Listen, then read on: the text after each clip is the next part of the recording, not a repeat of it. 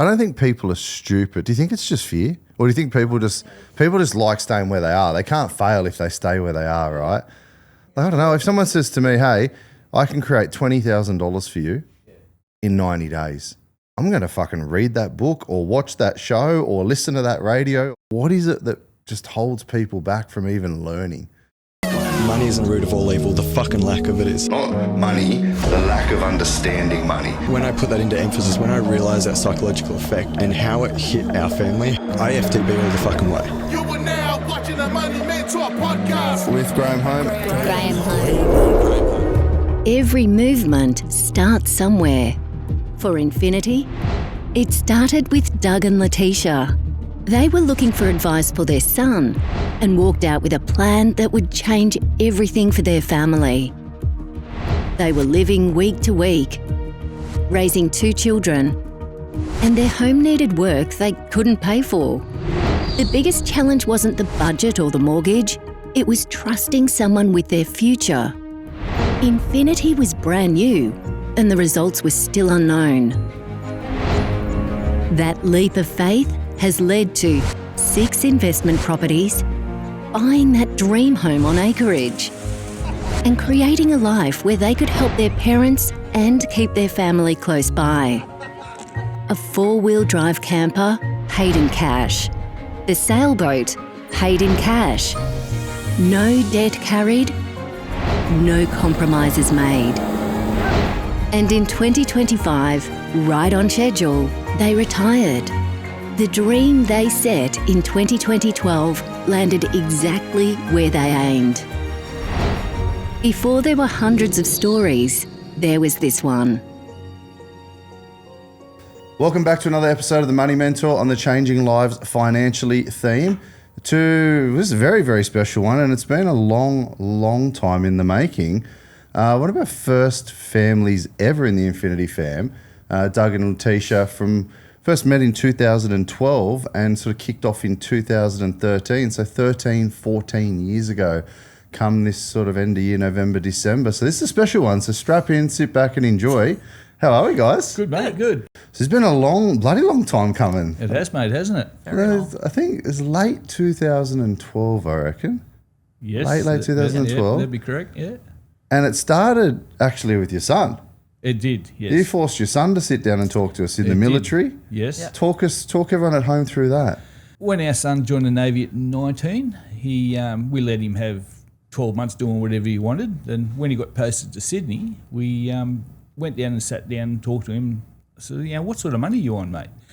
And when he told me, I nearly fell off the chair. I'd never heard of money like that. Especially for a 19-year-old. Especially for a 19-year-old. So driving home, I said, look, it's criminal that we don't try and do something with this kid. Right. And we had an investment property up at Hervey Bay. Yeah. Unbeknownst to us at the time, it wasn't doing real well for us, but we didn't know that. So we were going to try and coordinate him to that guy to come and visit Jake. Yep. And it was really hard with Jake's leave, and they were in Queensland and all that. And we happened to work with Beck's uncle at the time. And he said, I'll get Graham to come out and see you. And you were kind enough to come out on a Friday night, and I was able to hold Jake back from going to the pub. And and I'm thinking, well, I don't know this guy. I'm going to sit here and listen to what he's telling me, son. And then I went, oh yeah, I knew that, and I knew that, and holy shit, I didn't know that, and holy shit, I didn't know that, and then we signed up. Okay. So it started for Jake, but it ended up for you guys. It did, yes. And obviously we looked after Jake as well, and he's now happily married and properties and all sorts of stuff. So good on him. So beautiful young family. So go back in time, because that sort of end of 2012 and we carried into 2013. You guys had a beautiful home in Lake Cat-Eye down Port Macquarie Way, if anyone knows where it is. Beautiful home, working hard, working in the hospital together. Yep. But I'm going to be really honest, if that's okay. I could sense a bit of financial tension when we met, but to not the extent at the time to go, oh shit, okay, this is pretty tough. Yeah. Yeah, we were just living week to week, you know. And like everyone is pretty much these days. Yeah, we knew we had to do something. Yeah. And that's why we went and bought that other investment property. Yep. Uneducated. Yep. And basically got scammed. we didn't know we got scammed.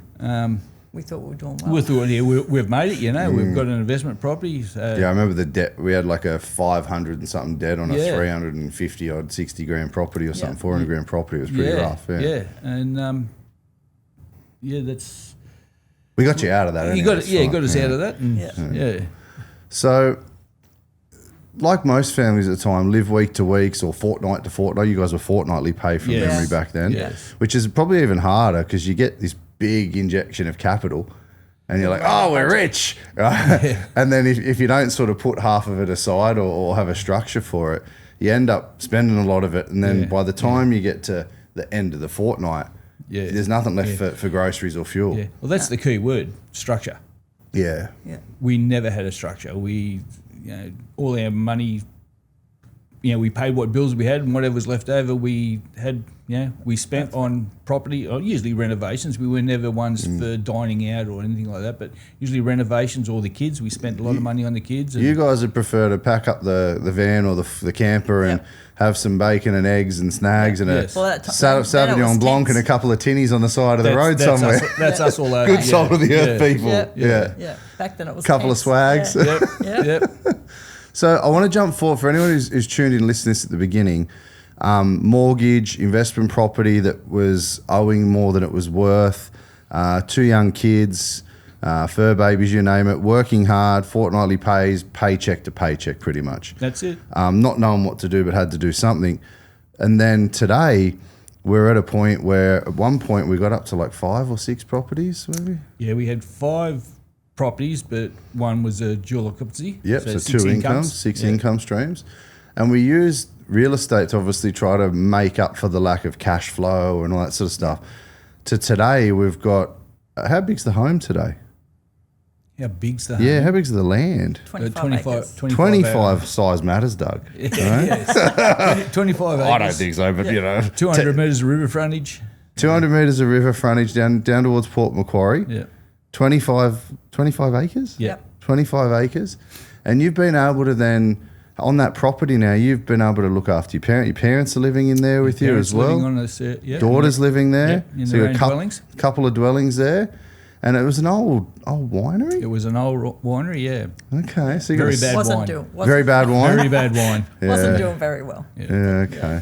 So you got the dream, you got the camper, the caravan, the camper, the 4-wheel drive, you bought a sailboat. And I remember meeting you in 2012 and you were always about, you wanted a boat. Yep. Yeah. At one point you had 2 boats recently.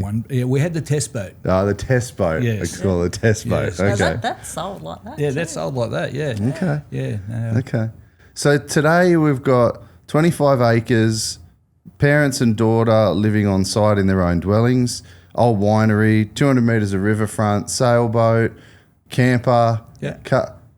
Sounds like doing all right. Yeah, And we've got a guest accommodation there as well too. now. Guest accommodation. You got all the Infinity fam coming and stumping up on the river and knocking Yep. on your door. We've got 500-600 grand invested in a fund. Yep. Yeah, and that's given you sort of, I think it's 8. It was 12. It's 8% It's now. 8% at the moment. Okay, so there's sort of, I think there's 500 in there, so what's that, 780, 770 bucks a week. So you guys have got a passive income. So you're still working? No. No. You stopped? Yep. Okay. And we've got one property left to sell, to That's cash right. out of, and that's the only debt we have. That's right. Yep. So we own the sailboat, we own the camper, cars, we own the home, we own everything. We own everything. Yeah. Okay. Were we making more than minimum payments on the home loan back in 2012, 2013? No. Never had money to pay. Bare minimum. Bare minimum, just what we had It's to. funny now. It wasn't funny then. No, it wasn't Just funny what we then. had to, yeah. Okay. Explain to people that are seeing you for the first time, that are seeing me, listening in. Explain to people seeing it for the first time, how can you go from bare minimum payments, threads of your ass, really like, fuck, we don't get paid for the 6 days. You know what I mean? Because that's common for Australian families, especially now. Yeah. I think it was actually, because we're talking coming out of GFC, so it actually wasn't easy back then either, by the way. Today feels probably a little bit similar to that. Things have gone through the roof. Rates are going up again. How do you go from, shit, we don't get paid for 5 or 6 days and we've just meet the minimums and this, that, to owning everything, sailboats and campers and no debt by your investment, which you're about to sell? That's the last one we're going to cash in. What's the Be secret? very lucky enough to meet you guys. Yeah, that's the big one. Well, you owe Ant a beer. Yeah, I do. Yeah. How do you answer it, Tish? Well, you said the word before. Yeah, structure. Structure, yeah. So what's so different structurally compared to what you used to do? Like, you guys aren't big spenders. No. But you still obviously had some leakages. You were still spending. Yeah. I think I was a little bit of a impulse sort of Closet spender? buyer. Okay. And like I was saying to Doug this morning, I think it comes from I was the fifth of 6 children. Grew up in a low social, background. Parents, pensioners, house commission, stuff like that. I had nothing when I was growing up. Everything I had was secondhand. I feel you. Yeah. My first bike, my sister bought for me when I was 9-year-old. And she was only 17 herself then. Where Doug is the complete opposite. He was an only child where both parents worked, so he never went without anything. Right. So we were both he's used to not going without anything, where I did, but we both met in the middle where our children didn't go without anything either. Okay. So I didn't want my kids growing up with having nothing. So that was which was my downfall because in effect that put us in where the situation was in because their Christmases were abundant, extravagant, their birthdays were extravagant, and just on stuff or experience just on stuff, probably everything, experiences. But having said that, their experiences were camping and stuff like that. Family stuff. Yeah, and experiences are the things you keep with you and take with you. They weren't overseas holidays or anything like that. They were family things. But I think that's where, I didn't want my kids to go without, but that was our downfall too. That's where I was overspending and, I went without. Yeah. I went and shopped at op shops for myself and stuff like that. But I made sure the kids always had they didn't have the scrappy shoes went to school with like I did, you know. So do you think that's pretty common for parents to want to fill that void? So whatever we experienced Absolutely. is, I mean, I'm driven by not experience because that's what I grew up with, right? Bullied and picked on and holes in shoes. And so I know for me, I'm so driven to go when we have a family, I want to make sure those kids don't experience anything that I experienced. Yeah, but you also don't want to, you've got to have that fine balance because you don't want to where Doug, I knew no better. He knew no better, so he, that's what he did. He grew up with his sailboats and his, like that. You spoiled little shit. Well, he was, like being an only child and stuff like that. He got what, he wanted. Okay. But then it gets harder in real life. Then you got the mortgage and the kids and the cars and then it's hard, right? Where do you got to rob Peter to pay Paul? It's a pretty normal story. Do a lot of that, pretty normal story. And you got, I mean, we had a lot of clients come to us that worked with you because obviously they watched the change for you. But it's very common. You had a whole department at work that are on similar incomes, similar circumstances, waiting for the next pay. It's not, this isn't a woe is me. It's just normal Australian life. Yeah, everyone's fucking struggling. Exactly. Yeah, Aussie battlers. Yeah, okay. And it's just learning how to budget it properly. So when we first sit down and we go, okay, well, you're not blowing money excessively. For you guys, something away or whatever would have been a barbie. You have people around for a barbie and entertain at home. You guys weren't the lavish of my clients back then. Like you were, you had some people around, had a barbie and they brought their own steak and their own grog. You were just entertaining under your pergola or pool. Yeah.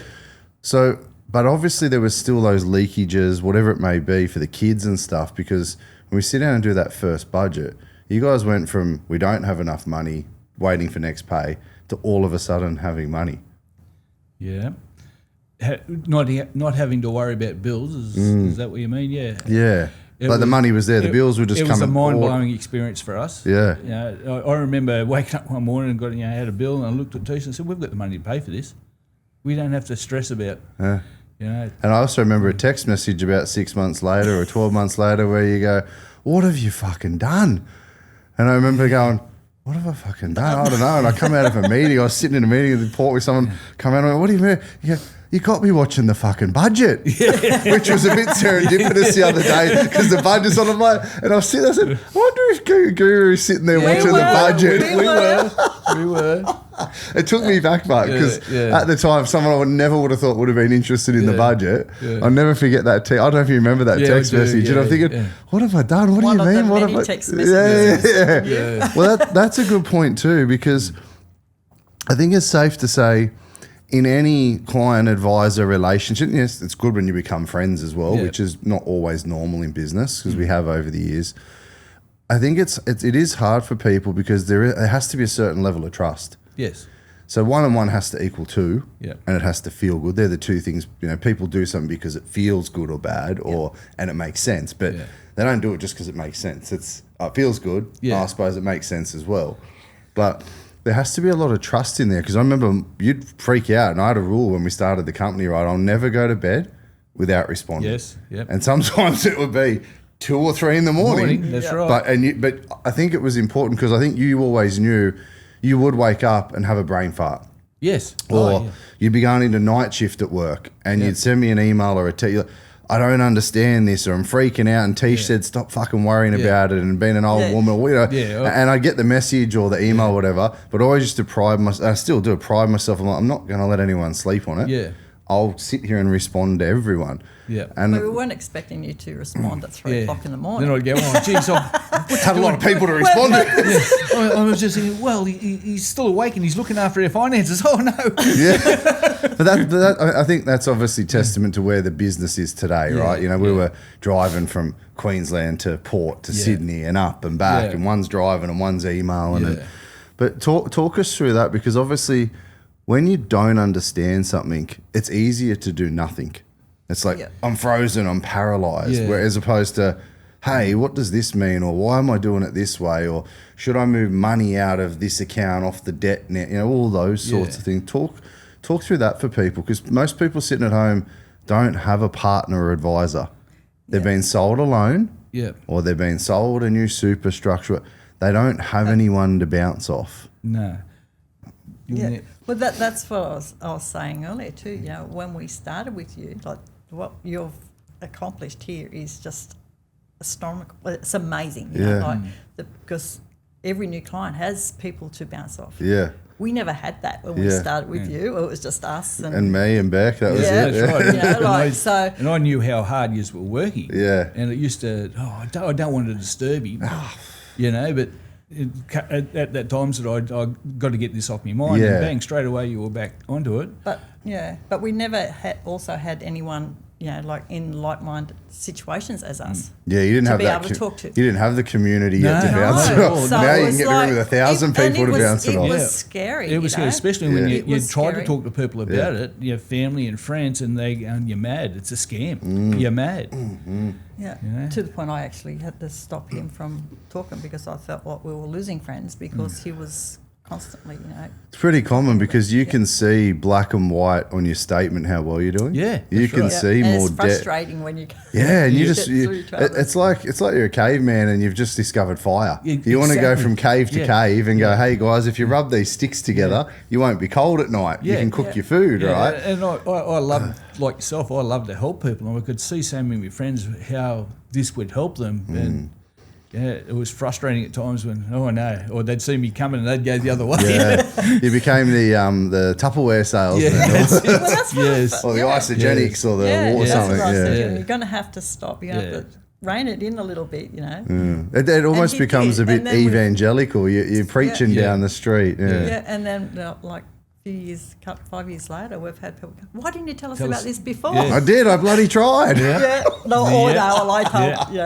had reined him in and stopped him. Okay.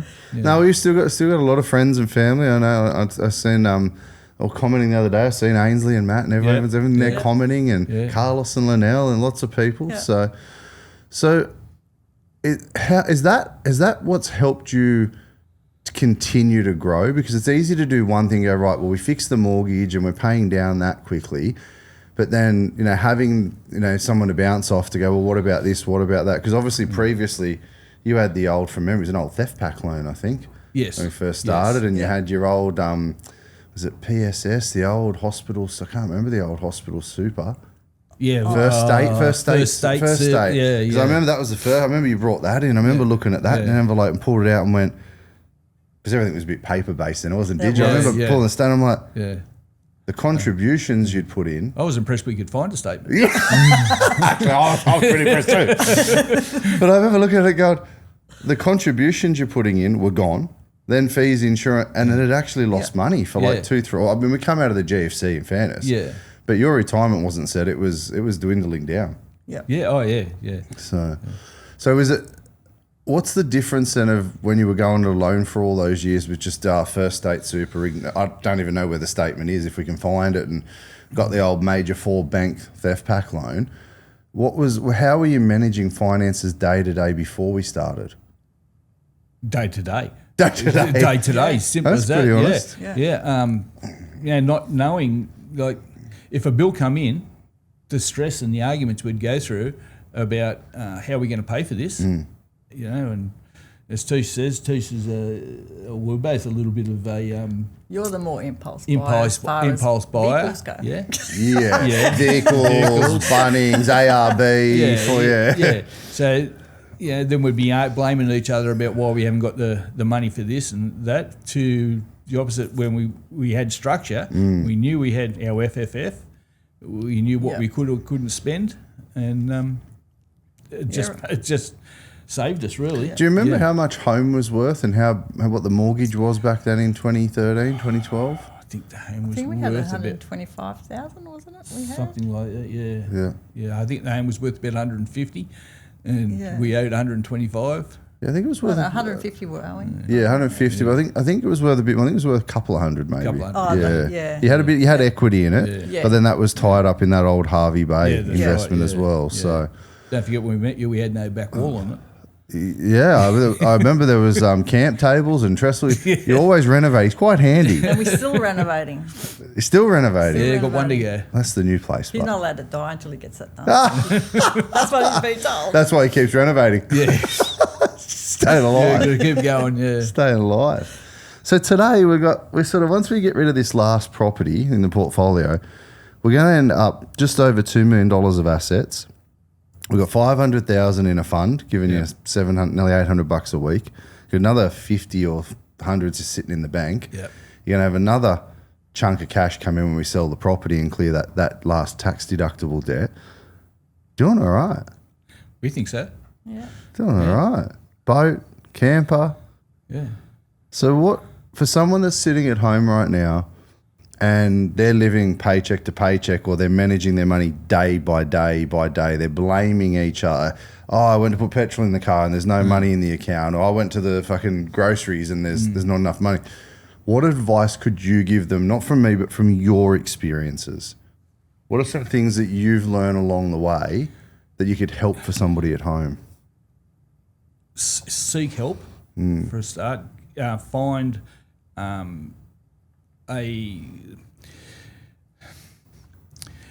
someone once said to me, if you need to get fit, you go and see a personal trainer. Yeah. It's the same with money. Yeah. If you don't know money, go and find someone that does. Yeah. It makes a world of difference. My thing with as far as spending goes, if we had $500 budget for the week or $400, I'd prefer to draw that out and have it. So I'm a visual. Yep. So if I tap and go, no idea. But if you had the got cash, that money in my, I know. Yeah. So that was a big thing for me. So set the rule and go, right, there's 500 and it's just make up it's 300 for groceries. Yep. And it's 100 each for petrol. Yeah. Right. Yeah. Whatever. Especially like I said, I'm a visual thing, like the tap and go. So you'd have, say you had $100, so you'd put the 100 in your purse, 100 in your wallet. Yeah. Runs out, it runs out. Yeah. And that's easier for you to manage because it's visual, it's in front of you. Okay. That's what worked for me. Yeah, good. Yeah. Okay. So, And we still do that today. Okay. Yeah. We still do exactly the same thing today. We've got our budget, and when it runs out, if it runs out 2 days before the next one comes in, we hibernate for a couple of days. We hibernate for a couple of days. We don't go Not draw. that We used to go and pull it out of the bank. If I wanted a carton of beer, I'd go and pull it out of the bank. Well, I mean, you live on 25 acres on the river and you've got a boat. We've got something to do. I reckon you've got something to do. Just chop a tree down and start a fire. There's always something to do. There's always a party going on. Yeah. There's always something to do. So I'm curious. How old were we when we started this journey? How old are we today? I'm 61. 61? We were 48. 48. So I was Okay. 48 and you were... You're not quite 61. Yeah, all but. Almost. Yeah. You're only as old as the lady. The woman you feel. Yeah, exactly. And you're 21, right, Tish? Yes. Yeah, exactly. yeah, exactly. yeah. Looking beautiful. Ravishing. So, 48, I distinctly remember emotional distress, like especially from Doug. Not as much from you, Tish, but from Doug was like... He's always been the worry. He was a ball of knots of, we're not going to be able to retire. I'm going to work till I'm 78. Like, you were pretty stressed. Oh, yeah, absolutely. What point in the last 12, 13 odd years, 14 years, at what point did that really go away? Or does it never go away? For probably the first few years, I was a stressor. Yeah. I was a lot more relaxed after our first review, and we'd come in, we'd paid $20,000 of homeland in the first 3 months. Yeah. That sort of really opened my eyes. Yeah. But I really let go of it all and just relaxed after we had what was a F-44, and I had 45. Oh, F45 gym, yeah. and I had a mini little episode in there. Yes. Yeah. And then you found out about it because Yeah. you guys owned that franchise at the Yeah. time, and you told me, wake up yourself, dickhead, we've got this. Yeah. Give a kick up the ass. Yes. Yeah. But that's me personally. Really. So you've never stepped foot back in the gym again, right? No. No, God, no one has a medical episode No, on you the sold couch. it. Yeah. We lost our free membership. Yeah. True. Yeah. Sorry. Yeah. I lost a lot more, don't you? Right? We won't get into that story, Jesus. But yeah, I think that, as I said, after the first 3 months and we'd paid off $20,000 of a home loan, I got, we're on the right path. Right. But me personally, because I'm a stressor, it took me a fair while to just let it go and just let nature take its course. Yeah, just let the structure do its thing. Let the structure do its thing. Okay. Yeah. So is there always that little bit of stress and anxiety in the back of your mind, that little voice on the shoulder, like, oh, fuck, what if this, what if that, even when you're going well? Yeah, we've had a little bit with this last property. Yeah. Yeah. To sell the last property. Yeah, but nothing. Nothing like. Nothing like it was. No one likes debt. Yeah. You know, so it's nice, but it's also like it's nice to know that it's still working. You know, so I personally try not to look at too much now. Yeah. But yeah, occasionally I'll look and say, okay, well, this is costing me this. You know, is this right? I might, send you or send Mark an email, and straight away I get an answer back saying, no, it's all good, we've got this, or it's time to get rid of it, as it was with this property. Okay. Yeah. So, how old were you when you guys retired? 58. 58? Yeah. So we retired you in 10 years? Yeah, that was our goal, yeah. So we went from day to day, pay to pay. Yeah. In 10 years, retired. Yes. Yep. On more than the pension. On more than the pension, but more than we'd planned. Our goal was just to retire at 58. We didn't think about a property, or we didn't think about a boat or a camper or stuff like that. Our goal was just to retire. Does it seem real? Now, no. Are you comfortable? Absolutely. Very, very comfortable. We still pinch ourselves. We still, look out of our bedroom in the morning, look down the paddock over to the river, seeing the kangaroos hopping past and going, how good's this? Don't fight with one of them, mate. They're pretty strong. No. Jeez. Yeah. Big busheroo. Yeah. So what? So you said to people at home, like, get professional help. You want to lose weight, get a personal trainer. You want to do money, get someone who knows money. You've got to be careful as well. It's the right firm, right people. If they're scared of that, what's some basic steps they can take day to day? What can they be doing with their money and their bills and their cash flow? Well, structure. Again, we keep coming back to the structure. Sit down, be serious and honest with yourself, and try to work out where your money's going. Cut out stuff you really don't need. If you want to get ahead, you've got to sacrifice. And just try and stick to a plan. Yeah. How different would you say it is today, 2026, where we talked about, I mean, he had it easy, don't worry about him, but we grew up and we got hand-me-downs and op shops and holes in shoes and maybe boys or girls' clothes on the opposite sex, whatever the brand shirt is, right? How different do you find it is today since we've had mobile phones, social media, all that sort of crap? Do you feel like there's a real shift that doesn't exist? It's almost taboo. Like I know if you walk down the beach in Port or Sydney or Golga, everyone's in brand name everything head to toe. Exactly. Yeah. Like it's and then I'll never own a home. Exactly. But they're wearing $3,000 of jewelry, clothes, apparel, brand name, athletic wear, you know, like leisure wear. Like, do you think it's changed? Society's changed? Definitely. Yes. It's just, it's got to have the best of everything. Whether, you know, like we had a neighbour that their young son was, you know, he was a brand, like he's the same age as KJ, you know, and he was only a toddler at the time. But he would not wear anything but Rip Curl or Billabong. Yeah. To the point that she was actually taking the labels off and sewing them on a Best and Less t-shirt. Right. Just so he would think that he was wearing, you know, like it's you know, so that was started from like a toddler. You know, like so. That's got to come from mum and dad a little bit, but yeah, you learn from your parents. Yeah, but it's just and you think, you know. You must. Our kids never went with that, but they weren't to that extreme. They couldn't care less what they wore, as long as because we didn't have it to give to them. No, true. But you get what you get, and you don't get upset. No, but true. But they still didn't go without, you know. But they didn't have the big high brand. Yeah, you know, I still shopped at like Best and Less and whatever Big W and stuff for them. I didn't go to the surf shops for the kids. Yeah. How fulfilling has it been for you guys to have taught? I mean, Jake's a bit older than KJ, obviously, to teach Jake what you've learned. Obviously, that's when we first sat down. Yeah. See him get his first couple of properties and then home and married and babies and all sorts of stuff.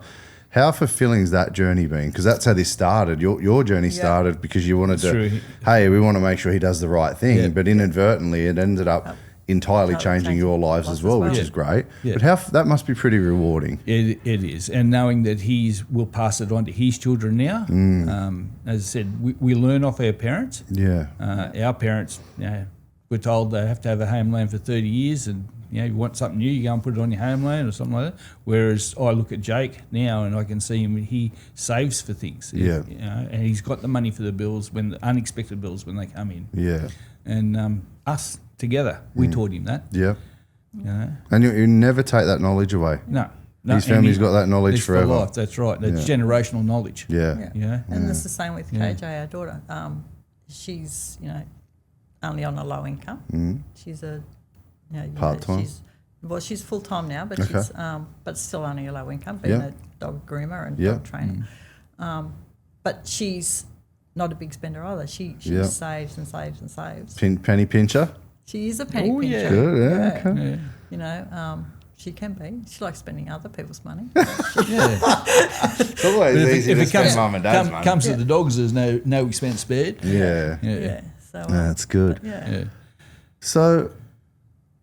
Did you really think you were going to retire at 58 when we started? No. It was a goal. It was a goal, but it was the dream. Wasn't real. No. I don't think it was ever really real until it was real. Yeah. I think once we paid our home loan off, we owned our home, and then it was, we're doing this. This is coming. We aren't quite there yet, but we keep on the plan. We're going to do this, and Okay. Hey guys, if you're enjoying this family story and you want to set yourself up for financial freedom, it all starts with our free 45-minute educational webinar. Click the link below this video to begin your journey. Hope it helps. It's interesting, you guys have been here for 13 years, we'll call it, right? Nearly 14. 13 years, but you're still here. But you've paid the house off. Yeah. You've taken, I think you had about 90 grand of super. Yeah. Today that's valued at about 600. And you got 500-ish in the fund and some cash as well. So, I mean, even that, we've taken less than 100 and turned it into 500-600. That's pretty special. Why would you still be here? Why are you still part of the brand and the community and all? Because we're not done a podcast on it. Doug used to hate speech. Say, mate, you come talk at this event at the bowling club for me?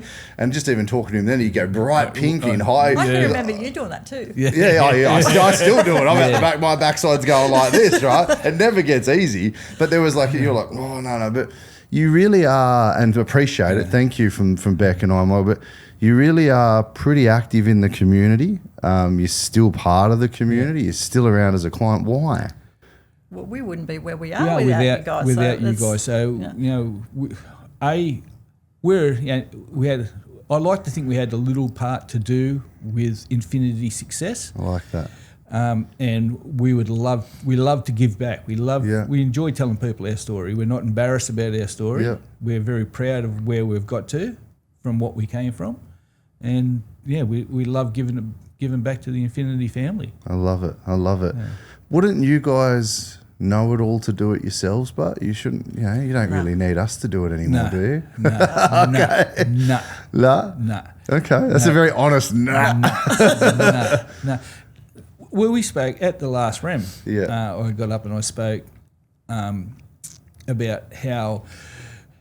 Like we're at the end of our journey, but we have a fair bit of what do you call it, FOMO, going on, because we look at Infinity now, to where Infinity came from, and think, well, we're missing out on your power, the power you have today. Now. Yeah, actually, it's a good point. You said that at the last room. Like before, we could go and get 5 or 10. Now we can get an entire building or an entire stage of a subdivision on the beach. So I look at that now and think, not quite as much to go back to work, but So we'll sell the winery, and then we'll get 4 next to each other. Yes. You can each have a floor on the beach or something. Yeah, then you got nowhere for the boat and the camper. That's right. Exactly. But we'd have the money to put that in storage. Yeah. But like I said, if we didn't have the property, we wouldn't have the boat, we wouldn't have the camper, because we couldn't have fitted in it. Had I? Yeah, that's an interesting point, because it has.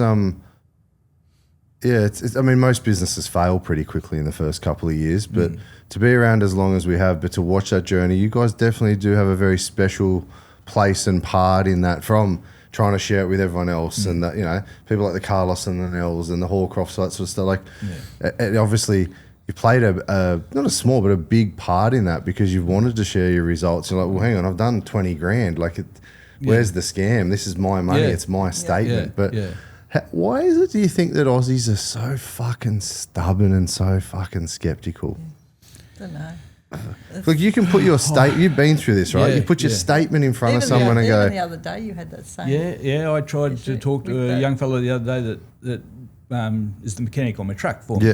And I said, mate, Infinity have this sale on at the moment. And I said, these guys could really help you. And he compared it to...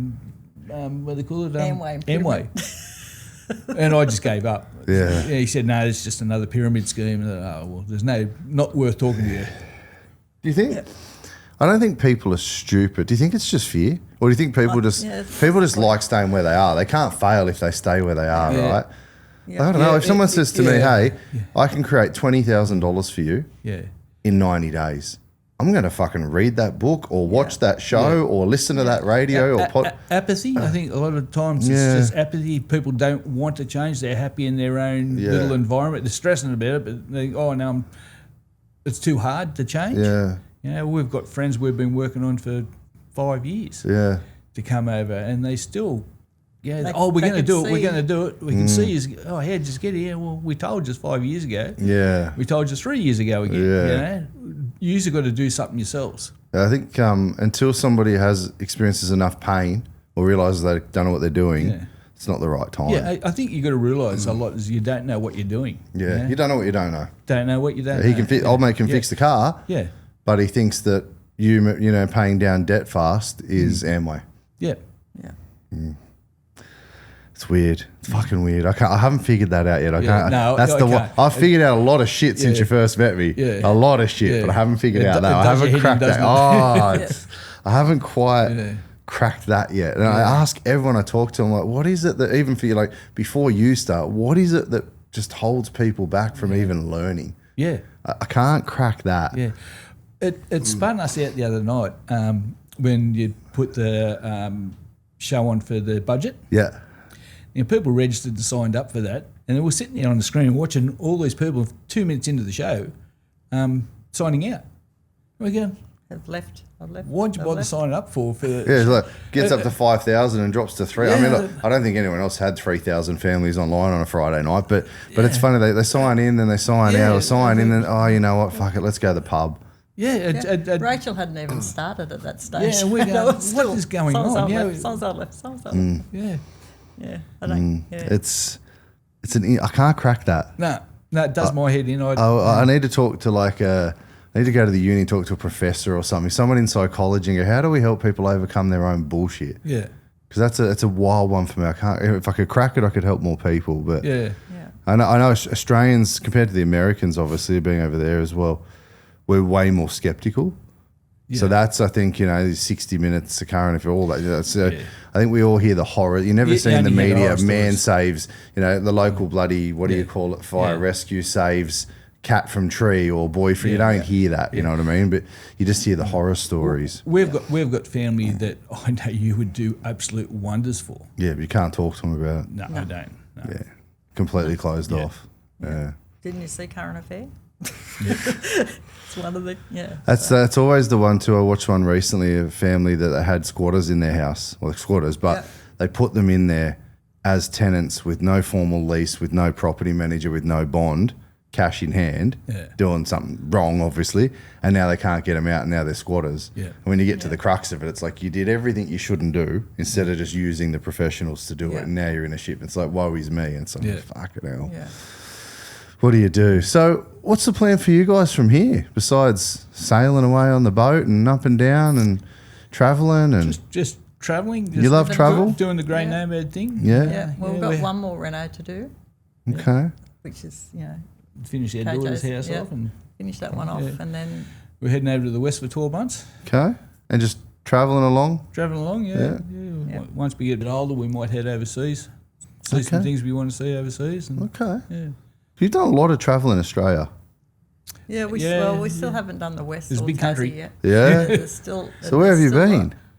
Mostly the east coast. Yeah. Yeah, up and down the east coast. We've never been to the west coast. Okay. We're going to spend 12 months over there, just wandering around. Yeah, we haven't.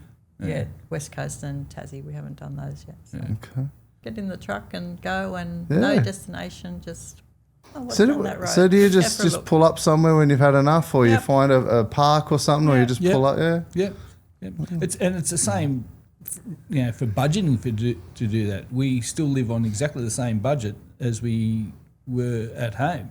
So if the money, you're still using a food fuel fund? Yeah. How much? The same. 600. 600 a week. Yeah. Same as 2013. Yeah. You've never changed it. Never changed it.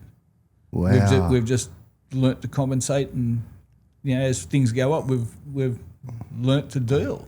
So our got a little bit harder with the fuel. Fuel's a bit tougher. I was going to say, with the truck. But the fund at the moment's giving you nearly $800 a week. Yeah. Or break it down weekly, but monthly. Yeah. So you're getting more than your budget from your investment every week. Yes. To fund your food, fuel, and fund. Yes. Okay, and then we'll sell these last asset, and then we'll have some more. Get rid of that debt and have some more capital, and then you got some play money. Yes. Yeah.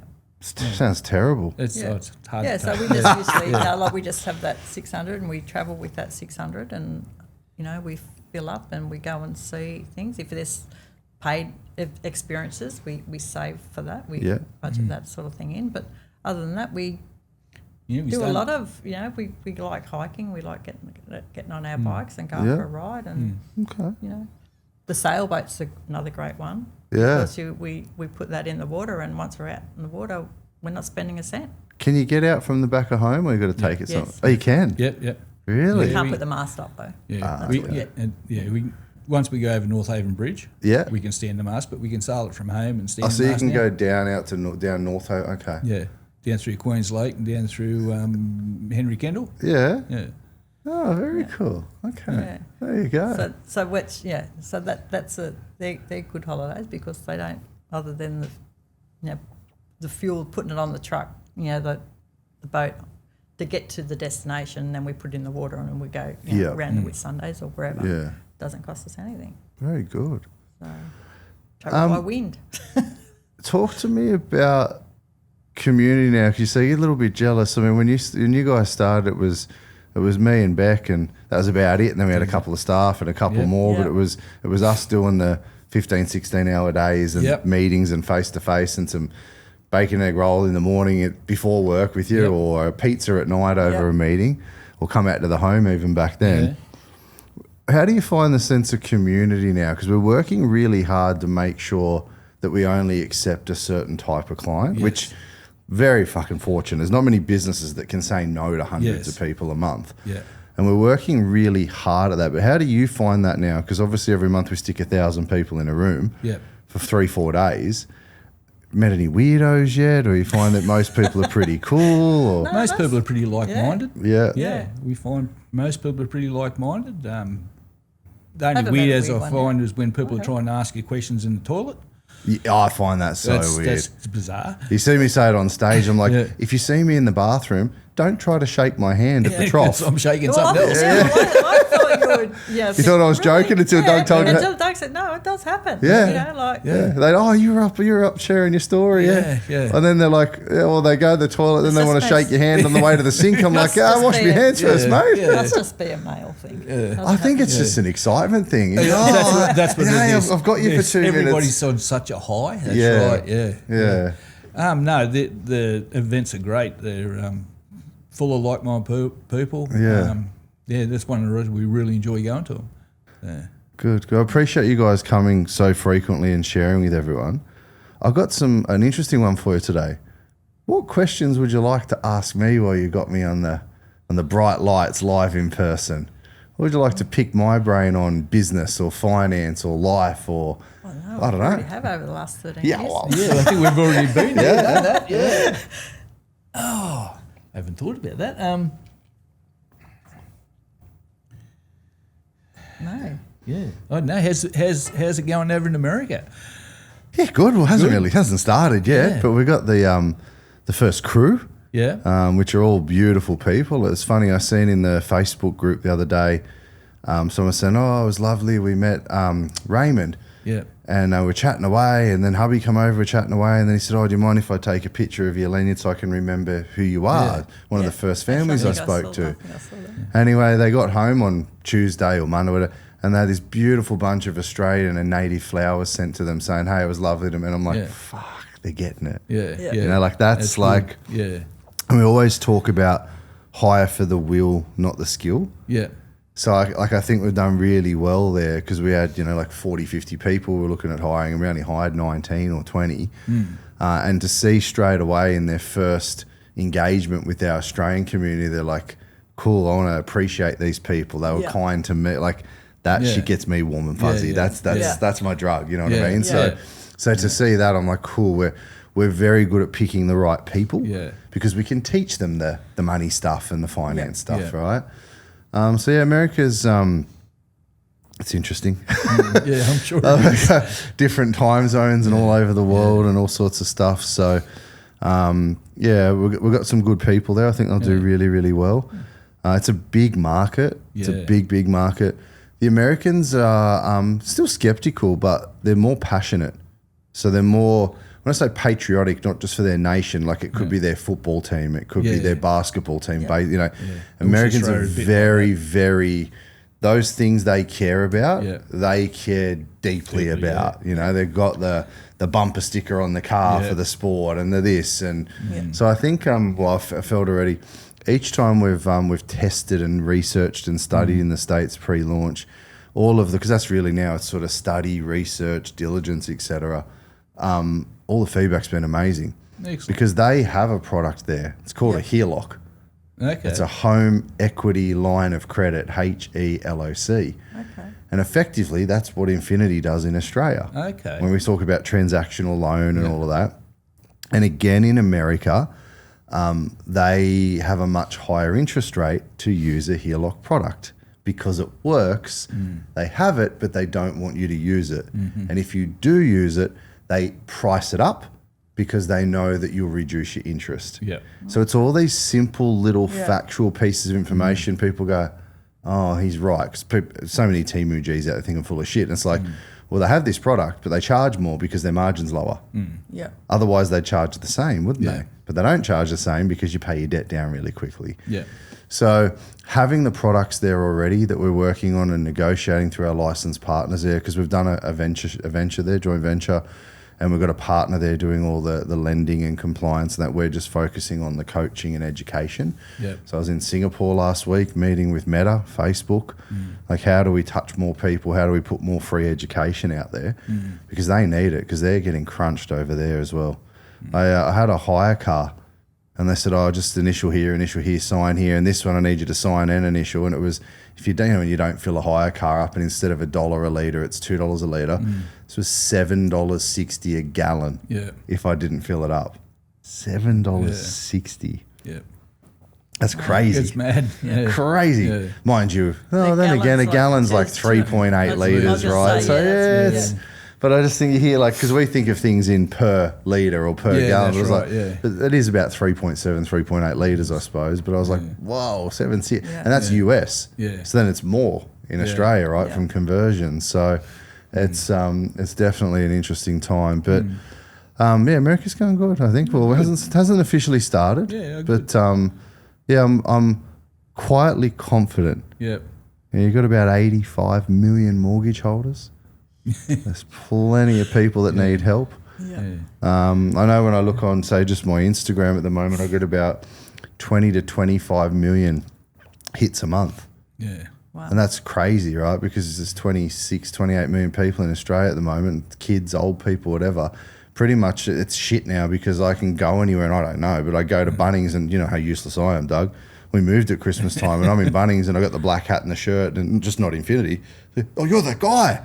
I'm like, yes. Oh, can I take it? And can I ask you? And by the third person, because I was trying to find what I needed, and I went to the lady and she goes, oh, I or whatever, and that's not what I needed. And the third bloke, oh, hey, you're that guy. I said, listen, mate, I don't know what the fuck I'm doing. I really came here for the free snacks. I said, I need to do this. If you are smart and handy enough to show me where this is and help me all the way there and all the way back, I'll tell you whatever you want to know for free. And he was the nicest fucking bloke. And I think this was Chrissy time, and I think they've just done Masterclass a month or two ago. Oh, cool. Because he messaged me on social. She's like, hey, I don't know if you remember. I was like, yeah, I do remember. Thank you. That's I awesome. went home going, look what I got, Beck. She's, how many sausages did you have? So it is hard because the brand, and it's had so much momentum, and it's grown so rapidly.